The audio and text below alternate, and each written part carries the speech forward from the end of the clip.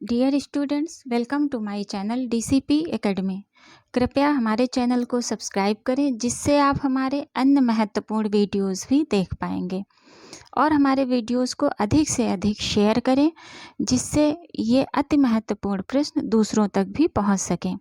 Dear students, आज का topic है 50 ऐसे अत्यंत ही महत्वपूर्ण प्रश्न जो विगत कई वर्षों से UGC, NET, TGT, PGT, GIC, KVS, NVS आदि परीक्षाओं में लगातार पूछे जाते रहे हैं और आने वाली परीक्षाओं में भी इनके पूछे जाने की संभावना है।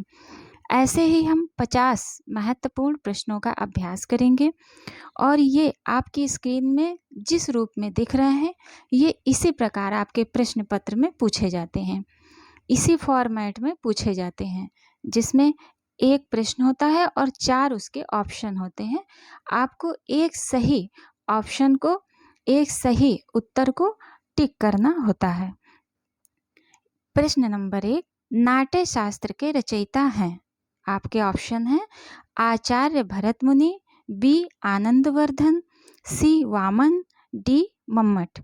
इसमें आपको एक सही आंसर को टिक करना है और इसका सही आंसर है आचार्य भरत मुनि। ये नाट्य शास्त्र के रचयिता हैं।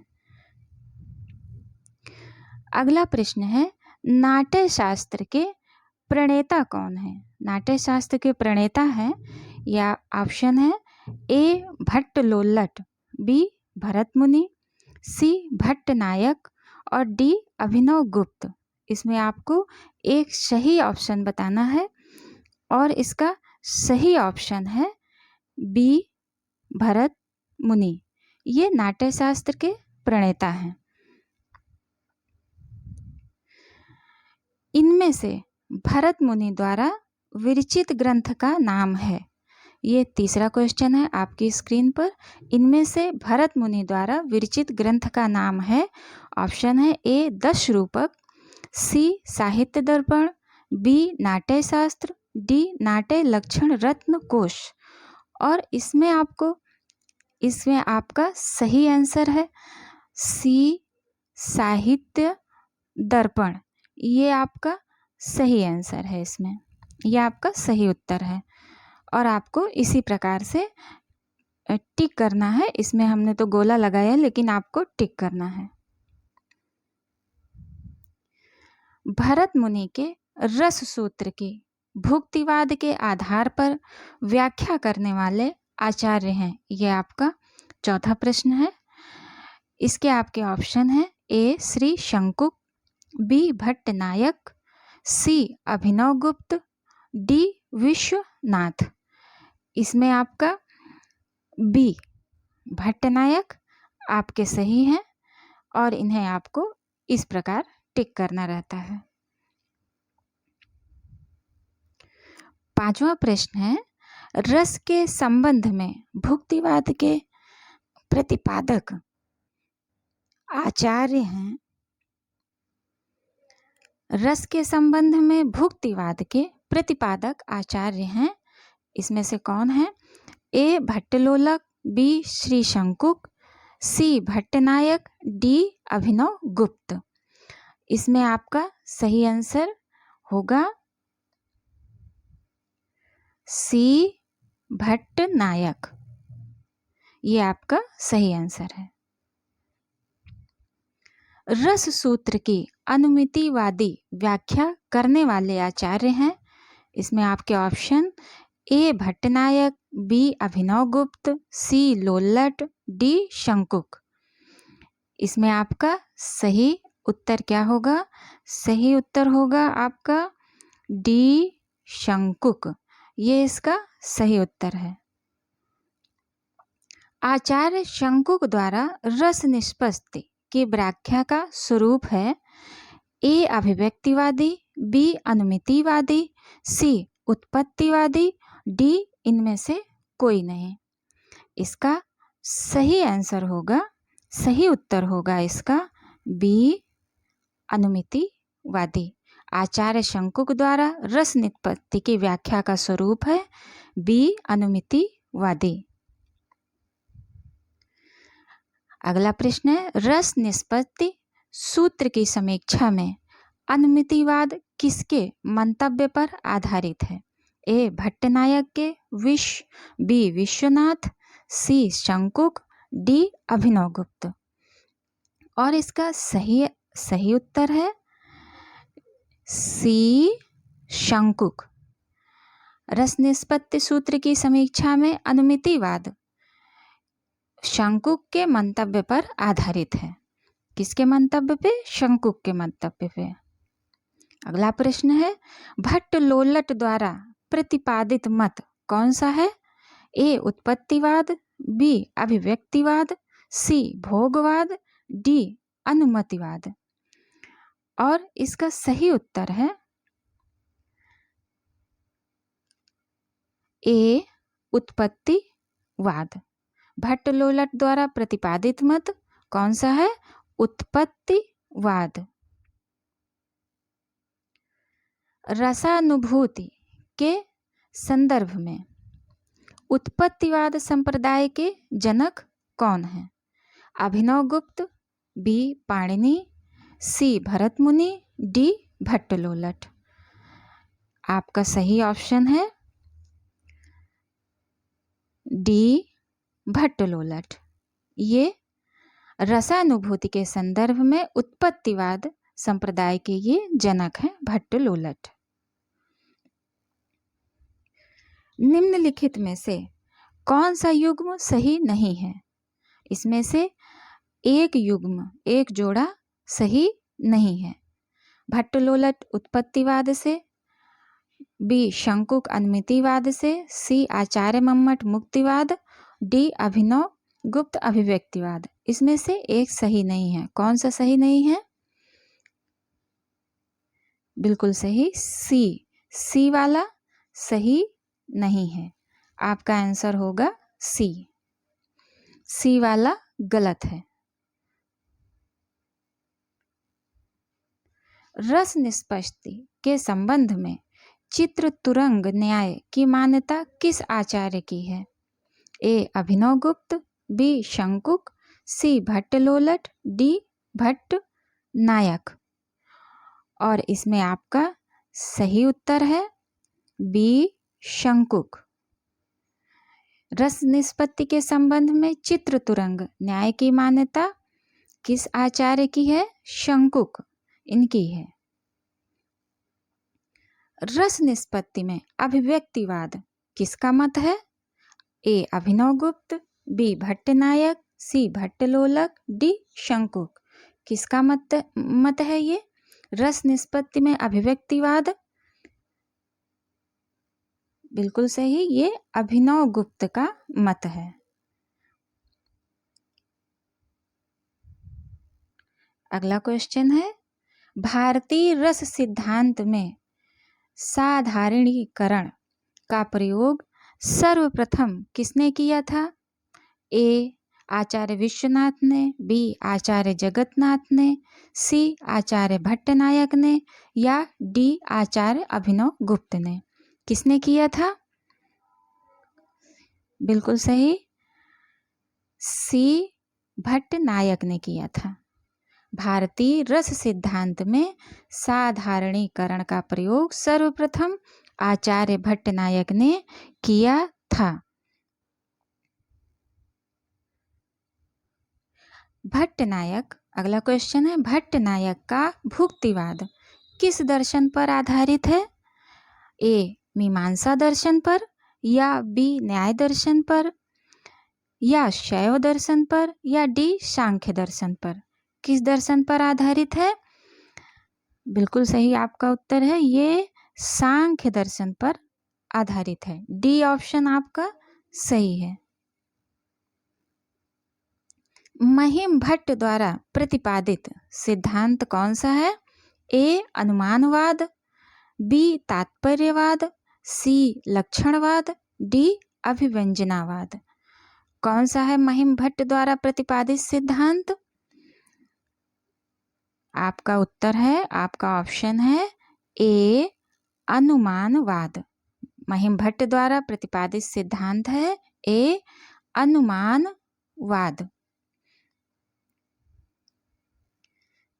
अगला क्वेश्चन है, काव्य दोषों में कितने प्रकार बताए गए हैं? काव्य दोषों में कितने प्रकार बताए गए हैं? आपके ऑप्शन है ए 8, बी 3, सी 10, डी 7। इसमें से आपका सही उत्तर है बी 3। 3 प्रकार के काव्य दोष बताए गए हैं। अगला क्वेश्चन, आचार्य वामन ने काव्य हेतु के स्थान पर किस शब्द का व्यवहार किया है? ए तात्पर्य का, बी लक्षणा का, सी अभिधा का, डी काव्यांग का। किसका किया है? डी काव्यांग शब्द का व्यवहार किया है आचार्य वामन ने काव्य हेतु के स्थान पर। निम्नलिखित में से काव्य हेतु किसे नहीं माना गया है? ए व्युत्पत्ति, बी प्रेरणा, सी अभ्यास, डी प्रतिभा। किसे नहीं माना गया है? बिल्कुल सही है, बी प्रेरणा को नहीं माना गया है। काव्य का हेतु प्रेरणा को नहीं माना गया है।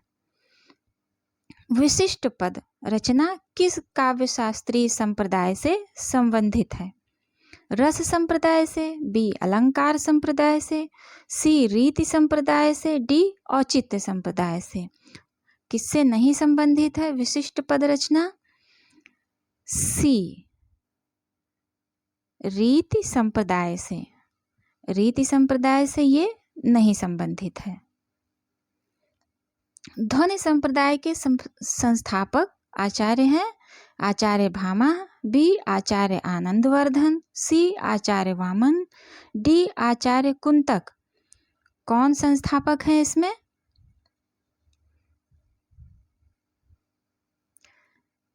सही उत्तर है बी आचार्य आनंदवर्धन। किसने ध्वनि को सर्वप्रथम काव्यात्मा माना है? किसने ध्वनि को सर्वप्रथम काव्यात्मा माना है? ए जयदेव ने, या भोजराज ने, या सी भरत मुनि, डी आनंदवर्धन। किसने माना है? डी आनंदवर्धन ने। आपका ऑप्शन डी है। ध्वनि संप्रदाय को व्यवस्थित रूप करने का श्रेय किसे जाता है? ए आनंदवर्धन को, बी आचार्य कुंतक को, या सी अभिनव गुप्त, या डी में से कोई भी नहीं। आपका उत्तर होगा ए आनंदवर्धन। आपका उत्तर ये सही है। मम्मट किस संप्रदाय के आचार्य हैं? ए औचित्य, बी अलंकार, सी ध्वनि, डी रीति। मम्मट ध्वनि संप्रदाय के अलंकार हैं। आपका सही उत्तर है सी। काव्य के विशिष्ट तत्व के रूप में ध्वनि शब्द का सर्वप्रथम प्रयोग इनमें से किसने किया था? ए भामा ने, या बी दंडी ने, या सी आनंदवर्धन ने, या डी कुंतक ने। किसने किया था? सी आनंदवर्धन ने। सी आपका सही उत्तर है। रस को नाट्य तक सीमित रखने का सर्वप्रथम विरोध किसने किया था? ए ऑप्शन है ए भामा, बी रुद्रट, सी आनंदवर्धन, डी अभिनव गुप्त। और इसका सही उत्तर है डी अभिनव गुप्त ने। औचित्य संप्रदाय के संस्थापक आचार्य कौन है? ए वामन, बी दंडी, सी आनंदवर्धन, डी क्षेमेंद्र। इसका सही उत्तर है डी क्षेमेंद्र। काव्य का सर्वस्व कहा गया है किसे? ऑप्शन है ए ध्वनि, बी अलंकार, सी वक्रोक्ति, डी रीति। इसमें से सही ऑप्शन है बी अलंकार को काव्य का सर्वस्व कहा गया है। औचित्य को काव्य की आत्मा के रूप में प्रतिष्ठित करने वाले आचार्य कौन है? ऑप्शन है आचार्य भामा, बी आचार्य क्षेमेंद्र, सी भट्टतौत, डी भट्टलोलट। और इसमें आपका सही आंसर है आचार्य क्षेमेंद्र। यह आपका सही उत्तर है। ध्वनि को काव्य की आत्मा मानकर ध्वनि संप्रदाय का प्रतिपादन किसने किया? ऑप्शन है दंडी ने, बी मम्मट ने, सी विश्वनाथ, डी आनंदवर्धन। किसने किया? और ये आपका सही ऑप्शन है डी आनंदवर्धन ने। किस आचार्य ने गुणों को रस आश्रित माना है? ऑप्शन है ए भामा, बी दंडी, सी रुद्रट, डी आनंदवर्धन। किसने माना है? डी आनंदवर्धन सही उत्तर है। काव्य के अर्थ वैज्ञानिक विवेचन का शुभारंभ किसने किया? ए वामन, बी महिम भट्ट, सी मम्मट, डी आनंदवर्धन। किसने किया? इसका सही उत्तर है ए वामन ने। निम्नलिखित में से कौन भरत मुनि के रस सूत्र का एक व्याख्याकार नहीं है? ऑप्शन भट्टलोलट, बी क्षेमेंद्र, सी शंकुक, डी अभिनवगुप्त। कौन नहीं है व्याख्याकार? सही ऑप्शन है बी क्षेमेंद्र नहीं है। भरत मुनि रस सूत्र के एक व्याख्याकार ये क्षेमेंद्र नहीं है। रस निष्पत्ति के संबंध में भट्टलोलट का मत है ए अनुमितिवाद, बी उत्पत्तिवाद, सी भुक्तिवाद और डी अभिव्यक्तिवाद। कौन सा है भट्टलोलट का मत? आपका सही आंसर है, सही क्वेश्चन है, सही उत्तर है बी उत्पत्तिवाद। ये इसका सही उत्तर है। रस विवेचन में चित्र तुरंग न्याय की कल्पना इनमें से किस आचार्य ने की? ए शंकुक ने, बी अभिनवगुप्त, सी भरत मुनि, डी विश्वनाथ। इसमें से आपका सही उत्तर कौन सा है? ए शंकुक आपका सही उत्तर है। आचार्य भरत के रस सूत्र के प्रथम व्याख्याता हैं ए भट्टलोलट, बी आचार्य शंकुक, सी अभिनवगुप्त, डी आचार्य विश्वनाथ। कौन है? ए भट्टलोलट। ये आपका सही उत्तर है। रस निष्पत्ति के विवेचना में भावकत्व और भोजकत्व की कल्पना किस आचार्य ने की है? Option A Bhattalollata, B Bhattanayaka, C Shankuka, D Abhinavagupta. और आपका सही उत्तर है बी भट्टनायक। ये आपका सही उत्तर है। रस सिद्धांत की व्याख्या करके सबसे पहले दर्शक की महत्ता किसने स्वीकार की? ऑप्शन है भट्टनायक, बी अभिनवगुप्त, सी भट्टलोलट, डी शंकुक। और इसका सही उत्तर है अभिनवगुप्त। बिल्कुल सही। आचार्य भरत मुनि ने काव्य गुणों की संख्या कितनी बताई है? 3, 5, 10 या 8? आचार्य भरत मुनि ने। और इसका उत्तर है 10। 10 संख्या इन्होंने काव्य गुणों की बताई है आचार्य भरत मुनि ने। इनमें से किस आचार्य ने काव्य गुणों की संख्या 10 मानी है? किसने मानी है? क्षेमेंद्र, वामन, भोजराज, डी भरत मुनि। उत्तर है आपका भरत मुनि। आचार्य भरत के अनुसार गुण कितने होते हैं? आचार्य भरत के अनुसार गुण कितने होते हैं? आचार्य भरत के अनुसार गुण 10 होते हैं। आचार्य मम्मट ने काव्य गुण कितने माने हैं? 10, 3, 15 या 8? कितने माने हैं? आचार्य मम्मट ने काव्य के गुण बी 3 माने हैं। ये आपका सही उत्तर है। आचार्य वामन के अनुसार काव्य के कितने गुण हैं? आचार्य वामन के अनुसार काव्य के कितने गुण हैं? 12, 9, 20 या 3? आपका उत्तर है 20। बी ऑप्शन आपका सही है। काव्य का वह गुण जो चित्त में तेज और स्फूर्ति का संचार करता है वह कौन सा गुण है? ए ओज गुण, बी माधुर्य गुण, सी प्रसाद गुण, डी इनमें से कोई नहीं। आपका कौन सा उत्तर सही है? आपका ए उत्तर सही है। ओज गुण का संचार करता है। ओज गुण है जो स्फूर्ति का तेज, चित्त में तेज और स्फूर्ति का संचार करता है।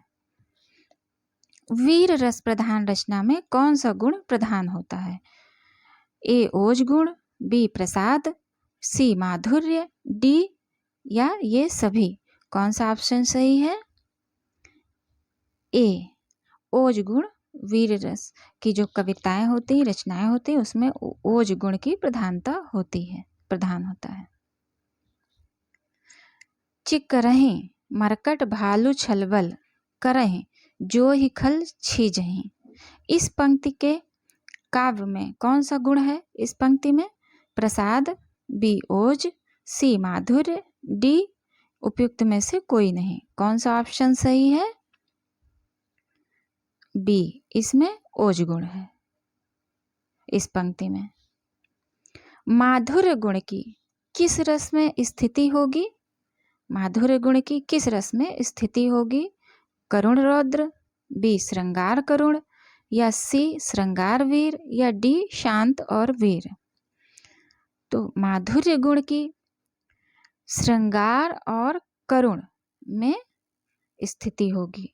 श्रृंगार और करुण रस की स्थिति होगी। अनुभावों और विभागों की कष्ट कल्पना किस प्रकार का दोष है? ए समास दोष, बी रस दोष, सी पद दोष, डी उपयुक्त में से कोई नहीं। ये किस प्रकार का इसमें दोष है? बी रस दोष है। आपका उत्तर है बी रस दोष। लोक नियम की अवहेलना से कौन सा काव्य दोष होता है? ए दुष्कमत्व, दुष्प्रकमत्व, बी च्युत संस्कारत्व, सी अप्रयुक्त, डी ग्राम्यत्व? और आपका उत्तर है ए ऑप्शन आपका सही है। व्याकरण विरुद्ध प्रयोग किस दोष के अंतर्गत आते हैं? च्युत संस्कारत्व, बी प्रतिकूल वर्णत्व, सी ग्राम्यत्व, डी निरर्थकत्व? किस में आते हैं? कौन सा ऑप्शन सही है? ए ऑप्शन आपका सही है, च्युत संस्कारत्व। डियर स्टूडेंट्स, इस प्रकार ये 50 महत्वपूर्ण प्रश्नों के उत्तर थे। ये इसी फॉर्मेट में प्रश्न पत्र में पूछे जाते हैं। हमारा वीडियो देखने के लिए धन्यवाद। कृपया हमारे चैनल को सब्सक्राइब करें और इस वीडियो को अधिक से अधिक शेयर करें जिससे ये दूसरों तक भी पहुंच सके। Have a nice day.